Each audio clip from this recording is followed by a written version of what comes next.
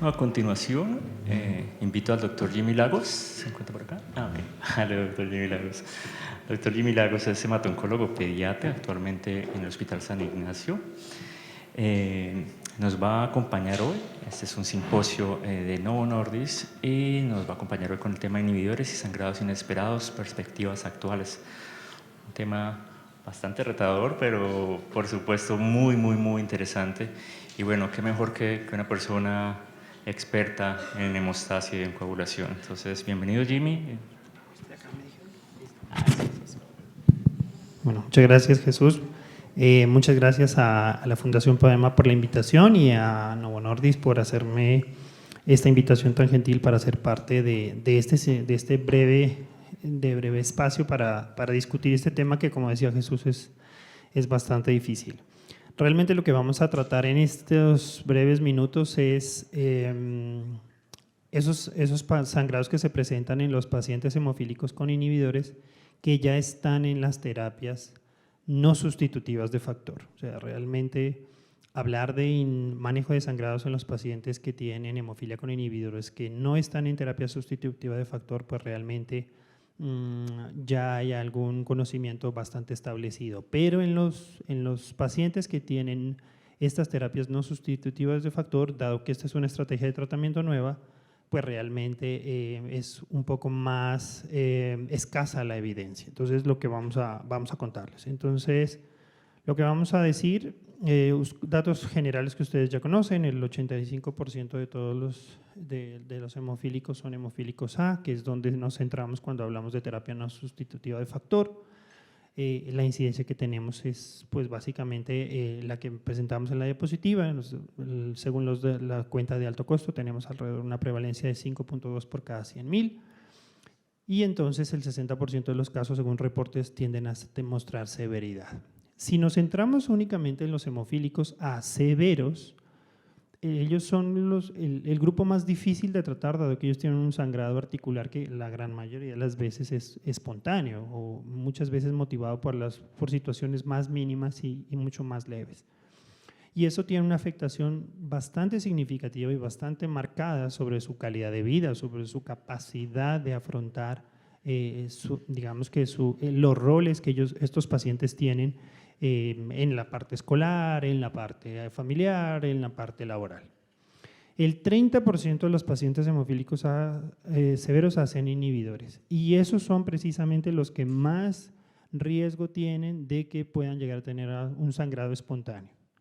Entonces nos vamos, digamos que del mundo global grande de la hemofilia, miren que nos vamos cerrando y vamos afincando un poco esos conceptos para llegarnos a concentrar ya en lo que sería en la hemofilia severa y aún así en la hemofilia con inhibidores.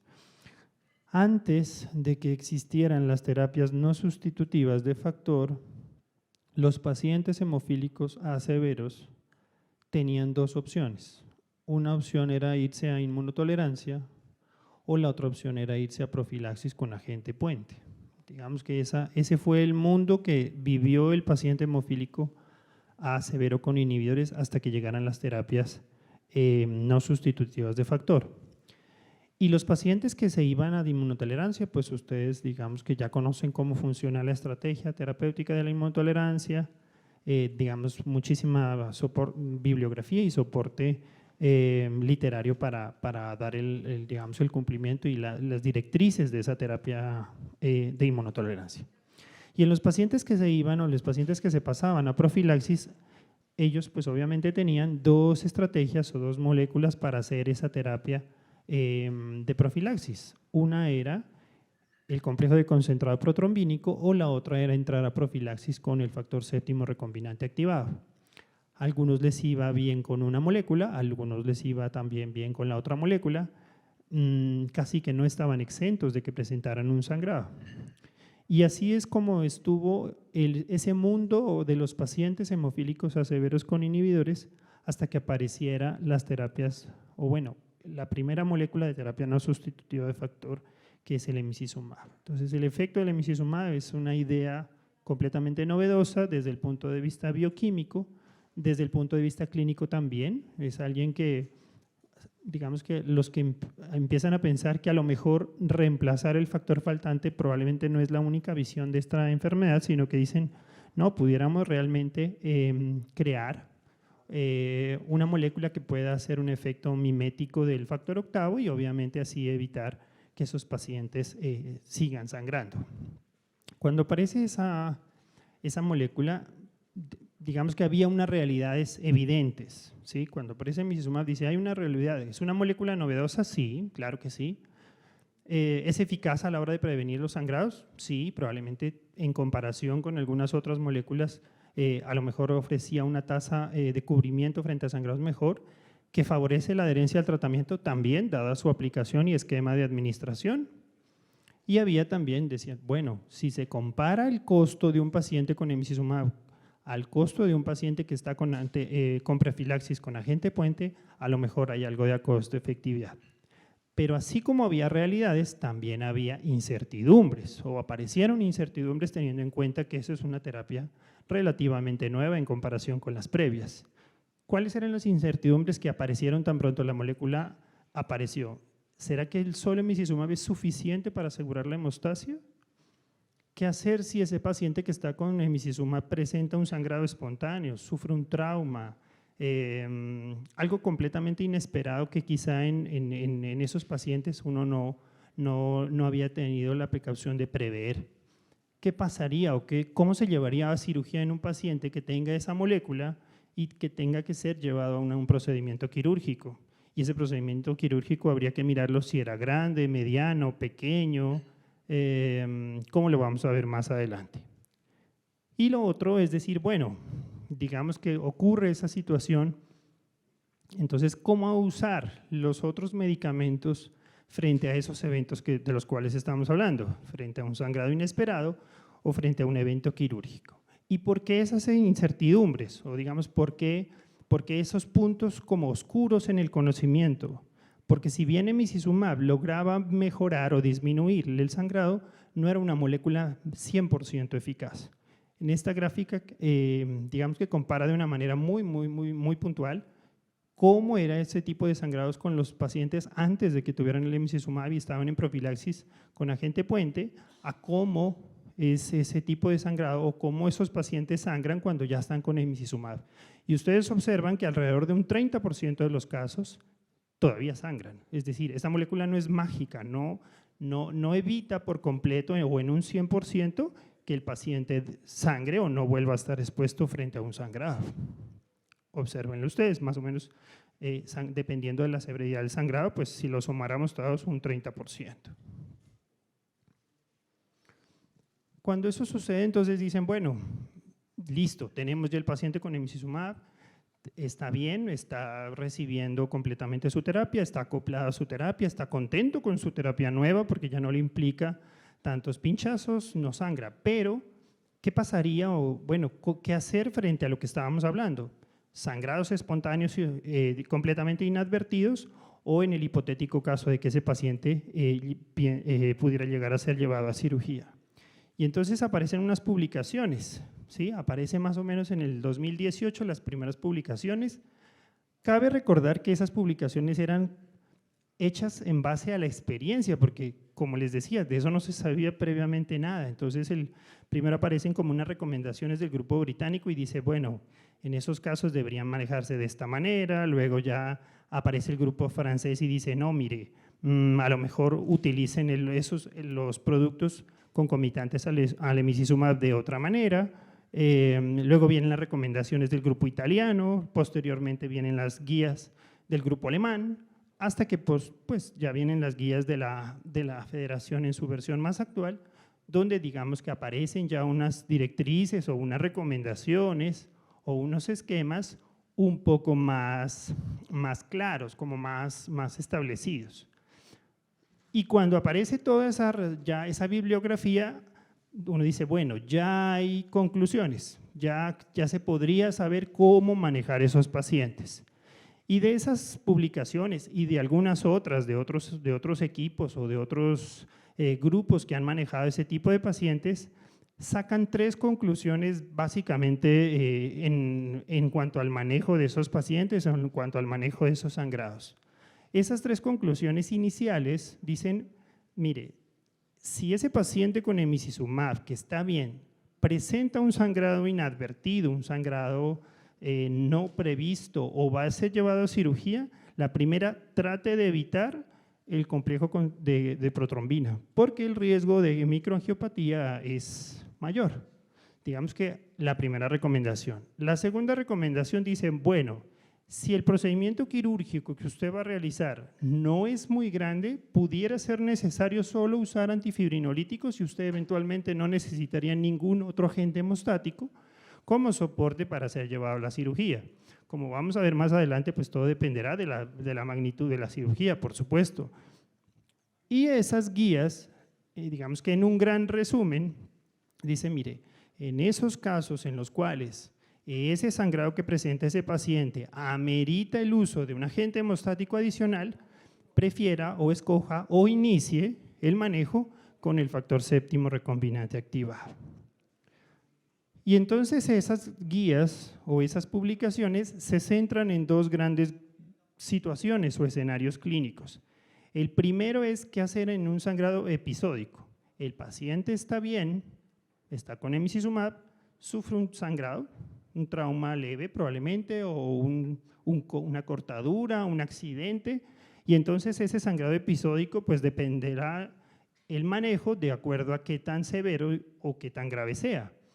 Si el trauma es leve, el sangrado es menor, dice, básicamente ese paciente no necesita ningún agente hemostático distinto a las medidas tópicas y distinto a medidas locales, probablemente el uso de antifibrinolíticos y probablemente nada más.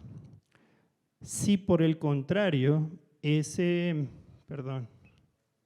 el sangrado es moderado a severo, entonces dice, mire, ese paciente debería recibir de manera inicial una dosis, es lo que describen la mayoría de las guías, una dosis de factor séptimo recombinante activado entre más o menos 90 a 120 microgramos por kilogramo por dosis y evaluar.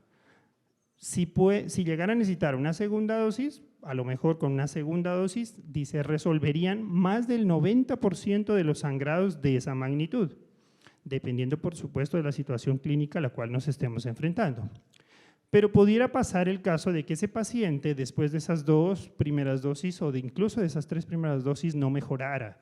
Y en ese caso sí tendríamos que pasar al uso del complejo de concentrado protrombínico. La recomendación es que en esos casos, si llegara a usarse, siempre recordar que ya tiene 3 dosis de factor séptimo recombinante activado. Entonces la dosis de concentrado no debería ser superior a 50 unidades por kilogramo, por el riesgo de trombosis. Y básicamente en el sangrado episódico, digamos que ahí está, por decirlo de alguna manera, sencillo el manejo. Sin embargo, cuando hablamos de cirugía, las cosas empiezan a complicarse un poco. ¿Por qué? Porque cualquier cirugía o cualquier procedimiento quirúrgico ya tiene un riesgo anticipado de sangrado. O sea, por mínimo que sea el procedimiento, uno dice, ya habrá un riesgo de sangrado. ¿Que habrá que catalogar o estratificar si ese sangrado va a ser grave, moderado o severo? Bueno, sí, claro que sí. Tendremos que, en esos casos que ese paciente vaya a ser sometido a cirugía, catalogar el uso perioperatorio de otros agentes, con qué vamos a hacer el planeamiento quirúrgico, qué habrá que tener. Y con base en esos dos conceptos, como les decía, ya hay evidencia, hay publicaciones, hay reportes de cómo se llevó a un procedimiento de esta índole X o Y paciente. Lo que pasa es que no hay unas guías como tal y probablemente habrá que esperar un tiempo hasta que se cumple un determinado número de pacientes que permitan sacar conclusiones un poco más específicas o un poco más robustas en cuanto al nivel de evidencia. Y lo otro importante, pues habrá que mirar la clasificación de las cirugías. Como les decía, no es lo mismo un procedimiento pequeño, a lo mejor un procedimiento oncológico, que someter a una cirugía mayor a estos pacientes. Y con respecto a esa magnitud de las cirugías, pues en esta publicación dice, mire, realmente deberíamos definirlas en mayores o menores. Las cirugías mayores las podríamos considerar la parte ortopédica y la parte no ortopédica.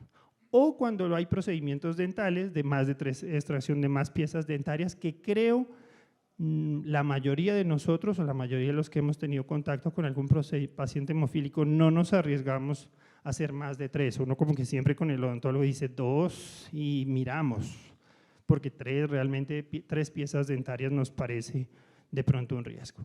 Y lo que es cirugías menores, que la mayoría, por ejemplo, de lo que vemos en la parte pediátrica son procedimientos menores. Nosotros, afortunadamente, en nuestros pacientes pediátricos no vemos una gran proporción de pacientes que vayan a una cirugía ortopédica mayor, no vemos que vayan a un procedimiento quirúrgico como lo pudiera tener a lo mejor un hemofílico adulto.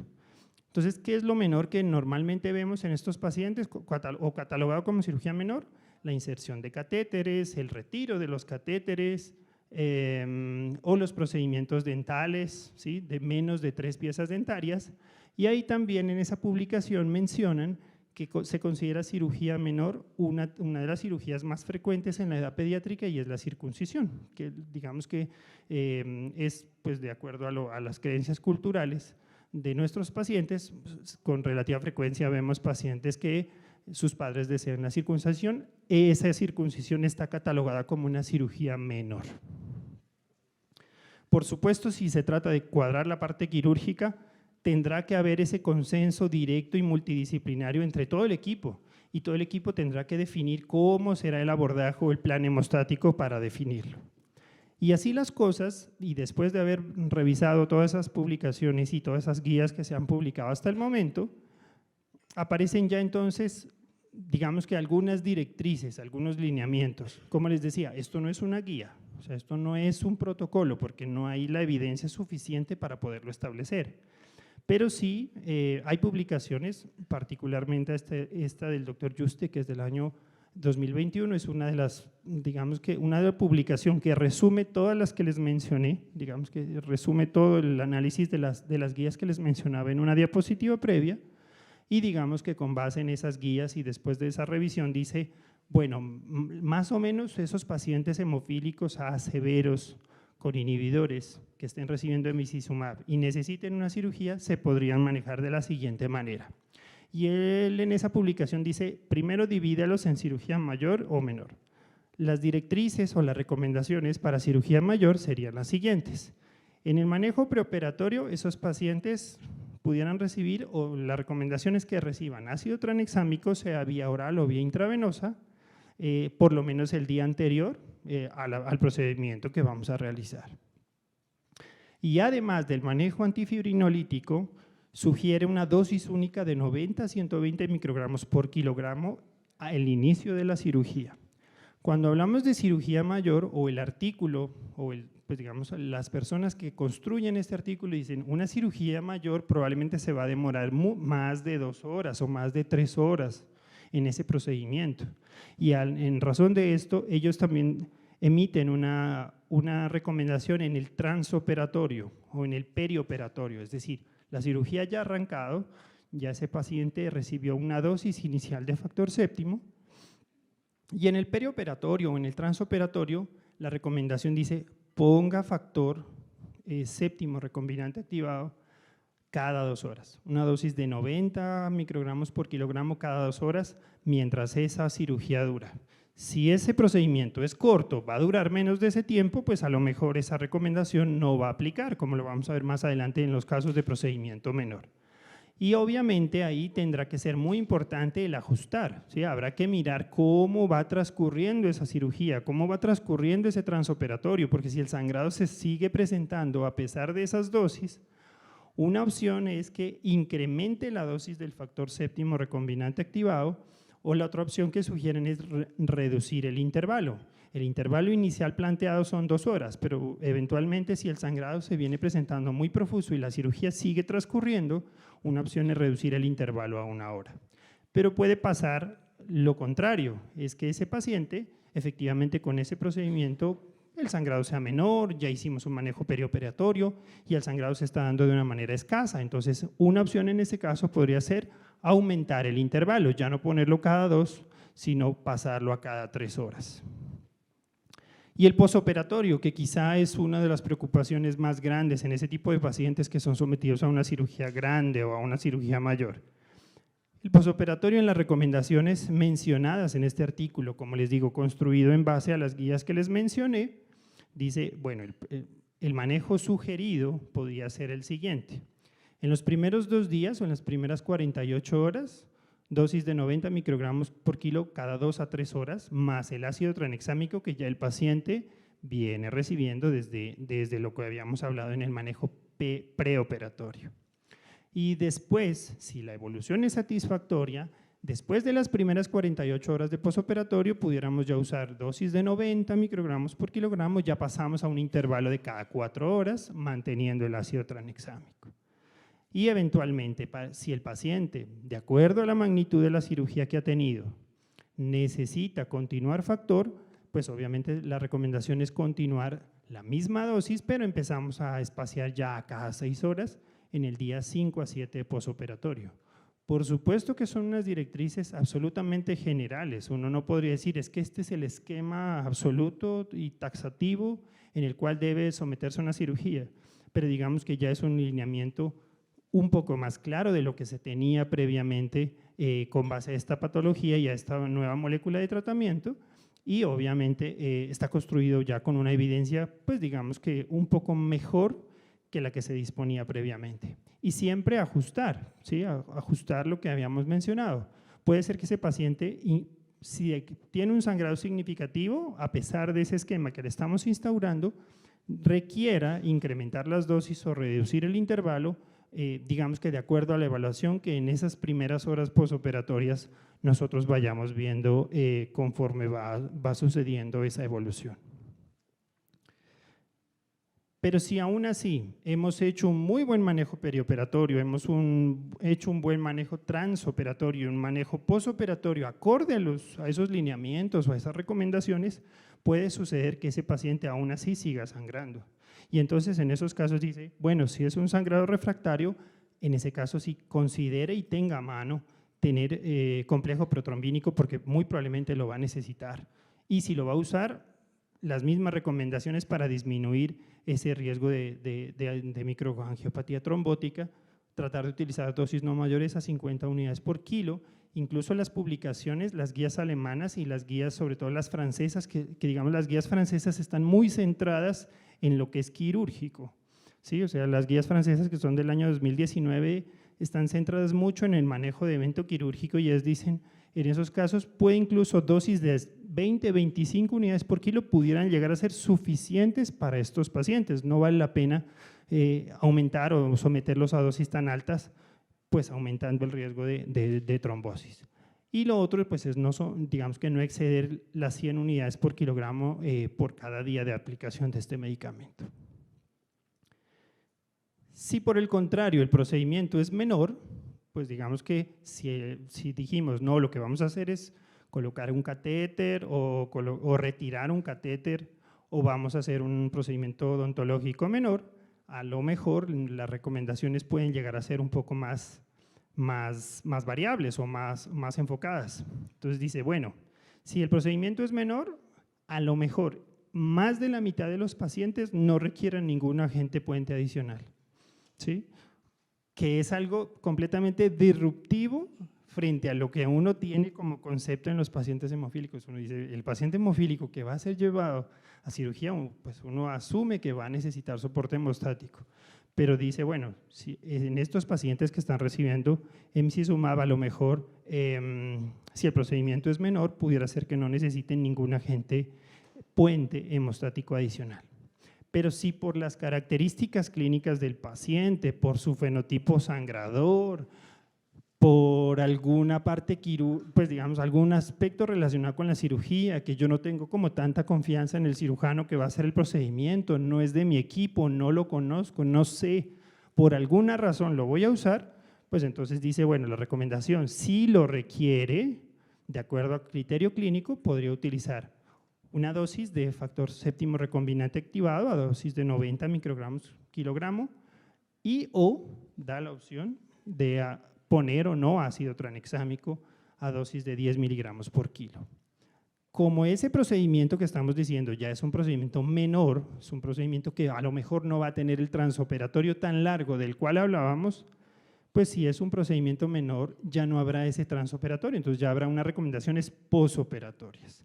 Y en cirugía menor las recomendaciones posoperatorias, es decir, si el paciente en ese procedimiento que consideramos menor aún así presentó sangrado, bueno, entonces a lo mejor ponga una dosis de factor séptimo recombinante activado 90 microgramos por kilogramo dosis única, y si a criterio suyo le parece bien adicionar o no tranexámico, pues podría adicionarse al manejo del ácido tranexámico. Siempre en estos pacientes pues el manejo es susceptible de ajuste y tiene que serlo. Realmente no es que yo formulo y me voy, sino pues habrá que mirar, preguntarle sobre todo al cirujano cuánto sangró, cómo le fue en la cirugía, cómo le fue con ese catéter. Sobre todo que a veces la colocación de los catéteres no es, bueno, catéter, colocación o retiro, a veces digamos la técnica que puede utilizar el cirujano es distinta. Dice, no, lo voy a hacer por punción o lo voy a hacer por tunelización o voy a hacer alguna cosa adicional.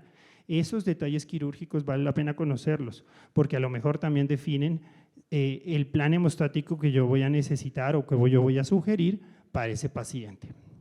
Entonces, en esos casos, si después de esa dosis ese paciente sigue sangrando, sigue presentando un sangrado susceptible de manejo, se podría administrar una segunda dosis o una segunda dosis una segunda dosis de factor séptimo o inclusive prorrogar el ácido tranexámico por inclusive de 5 a 7 días.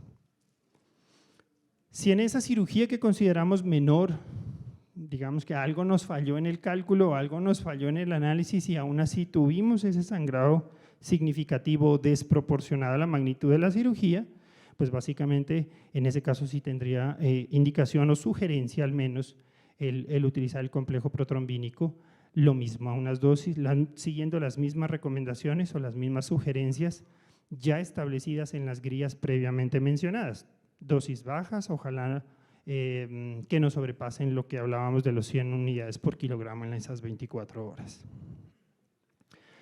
Esta penúltima diapositiva es una penúltima diapositiva que le agradezco a Novo Nordisk habérmela cedido y habérmela compartido, porque teniendo en cuenta que la recomendación más firme o más encontrada como frecuente en esas publicaciones que les he mencionado es tomar el factor séptimo recombinante como primera opción. Uno pudiera decir, bueno, entonces ese manejo será carísimo porque pues tenemos la idea de que ese factor es supremamente costoso.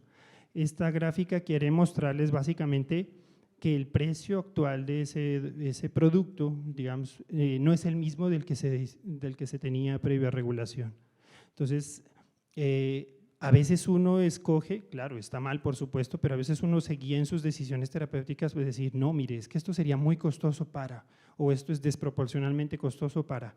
Esa idea a veces hay que tenerla muy, muy guardada, no tan en la mente, porque nuestras decisiones clínicas no deberían ser guiadas por una ideología de precio, ¿sí? Y esto lo confirma, o sea, probablemente en años anteriores, el costo de esta molécula, el costo de este producto para manejar ese tipo de sangrados que los hemos visto en este pequeño espacio, pudiera haber sido muy, muy alto. Sin embargo, en la actualidad, pues ese costo es menor, posterior a la regulación, y si uno fuera incluso más incisivo, uno pudiera decir que lo que costaba en ese momento, sacando las variaciones de depreciación y todo el detalle económico que pueda hacer los cálculos, a lo mejor manejar este tipo de sangrados en la actualidad es mucho más económico que manejarlos en años previo a que el medicamento estuviera en regulación. Como conclusiones para llevar a casa y ya finalizando esta intervención para dar el paso al módulo de la continuación de la mañana, siempre recordar, emicizumab es una muy buena molécula, pero aún así los pacientes con esa molécula sangran, o sea, no es algo 100% efectivo, sí hay pacientes que sangran. Y algunos sangran mucho y algunos no sangran mucho y algunos a lo mejor también van a necesitar ser llevados a cirugía y precisamente esa ha sido la iniciativa de estos grupos que han intentado sacar recomendaciones o sacar sugerencias para esos pacientes que necesitan ese tipo de terapia en esas condiciones quirúrgicas. Los pacientes requerirán manejos adicionales en procedimientos quirúrgicos, la mayoría, ¿sí? La mayoría sí. Incluso, como les decía, así se vea que el procedimiento quirúrgico es menor, puede ser que no necesite agente puente, pero a lo mejor sí necesitará quizá terapia antifebrinolítica, o si ya de acuerdo al procedimiento vamos a usar agente puente, pudiera llegar a necesitar incluso 1 o 2 dosis.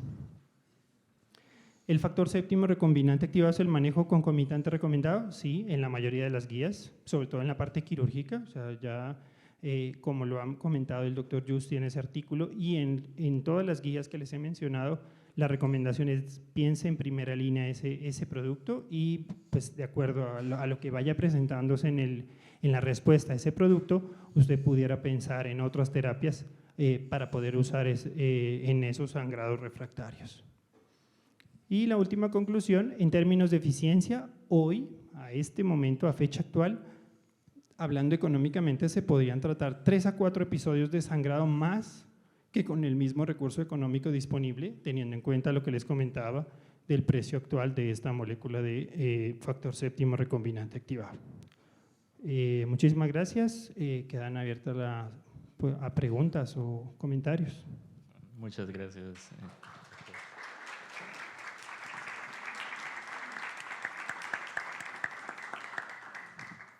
Bueno, ¿algún comentario, alguna pregunta de la audiencia? Sin lugar a dudas, pues nos está mostrando el doctor Lagos lo que es el cambio en la terapia, ¿no? Y cómo entran nuevas tecnologías y modifican el uso de las terapias previas. Y pues sí, indudablemente eso cambia el paradigma de la atención. Y aún así, Jimmy, quizás te hago esta pregunta en torno a cómo ha cambiado incluso la dosificación que teníamos de factor 7 activador recombinante en los sangrados iniciales. Recién estábamos empezando a usar la terapia no sustitutiva. ¿Qué visión tienes ahora? ¿Qué cantidad de medicamento estás utilizando en comparación a cómo lo hacías unos meses recién llegada la molécula a cómo lo haces ahora? Yo creo que los pocos casos, porque hay que decirlo, no eran muchos los casos que se tuvo o que tuvimos la oportunidad de manejar en los pacientes que ya estaban en emicizumab y tuvieran un sangrado de este tipo o fueran sometidos a estos procedimientos. Uno siempre estaba asustado porque no conocía cómo funcionaba la hemostasia con el paciente con emicizumab y a lo mejor eso condicionaba de que uno escogiera unas dosis no tan bajas. O sea, uno siempre pensaba decir, no, prefiero irme en ese esquema como de 120 microgramos por kilo. Incluso hay recomendaciones de esas guías donde dice, usted pudiera utilizar hasta 270 microgramos por kilogramo basados en las recomendaciones y el perfil de seguridad. Sin embargo, ya conforme uno empieza a ver que esos pacientes efectivamente pueden ser llevados a procedimientos quirúrgicos con dosis menores, creo que la tendencia es a la baja, ¿sí? La tendencia es a la baja y uno dice, probablemente arranco con dosis menores, 90 está bien, 100 estaría bien, hay veces que uno diría, pues incluso 120, pero la recomendación y lo que uno ve y lo que uno termina realizando, porque realmente uno no es que se invente una estrategia, uno lee estas cosas como para poderlas ajustar al paciente que uno tiene en la vida real, es que uno se va a las dosis más bajas o parte de dosis más bajas para poder lograr el efecto hemostático. Es un cambio un poco del paradigma. Recuerden cuando estábamos aprendiendo a manejar factores de la coagulación, siempre decíamos, vete hacia arriba, ¿sí? Y si necesitas 1.2 gramos, pues ponle quizás los 2 gramos, ¿sí? Miligramos, perdón. Y ahora estamos al revés, entonces nos vamos hacia la dosis más baja y quizás nuestros pacientes puedan quedar con 60, con 70 microgramos, incluso con 50 microgramos, con un muy buen control hemostático por dosis de factor 7 activador recombinante. Jimmy, mil gracias por tu intervención. No, ustedes, muchas gracias. Los dejo a todos ustedes, muchas gracias por la atención. Gracias.